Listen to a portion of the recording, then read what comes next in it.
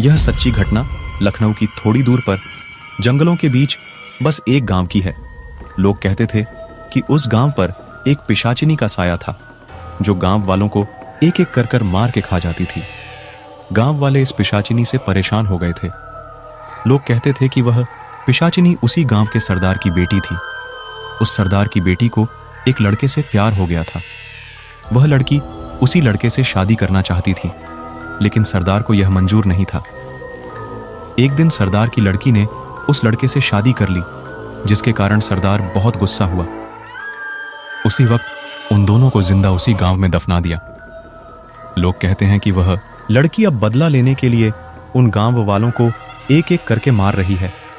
अब उसे पिशाचिनी को भगाने के लिए गांव वाले एक बहुत बड़े तांत्रिक को बुलाया, लेकिन तांत्रिक उस पिशाचिनी का कुछ नहीं कर पाया। वह पिशाचिनी तांत्रिक को भी मार दी, जिसके कारण गांव वाले और भी डर गए थे। गांव वाले अपनी सरदार के पास जाते हैं, लेकिन सरदार उनकी मदद नहीं करता। वह जानता था कि यह पिशाचिनी और कोई नहीं, वह मेरी बेटी ही है। धीरे धीरे करके वह पिशाचिनी गांव वालों को मार के खाते गई और वह गांव एक बहुत बड़ा भूतिया गांव बन गया था।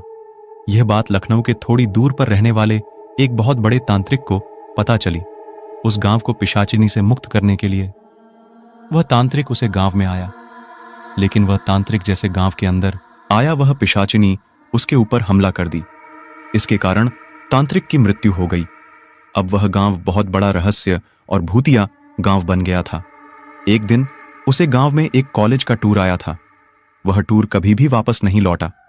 कॉलेज के अधिकारियों ने उसे दूर की बहुत कुछ की, लेकिन उसका कोई भी सदस्य नहीं मिला। वह जान गए थे कि वह पिशाचिनी उन लोगों को मार कर खा गई है। लखनऊ की पुलिस उस जंगल और गांव लोगों को जाने से रोकती थी, लेकिन उसे गांव का रहस्य क्या था, आज तक कोई नहीं जान पाया।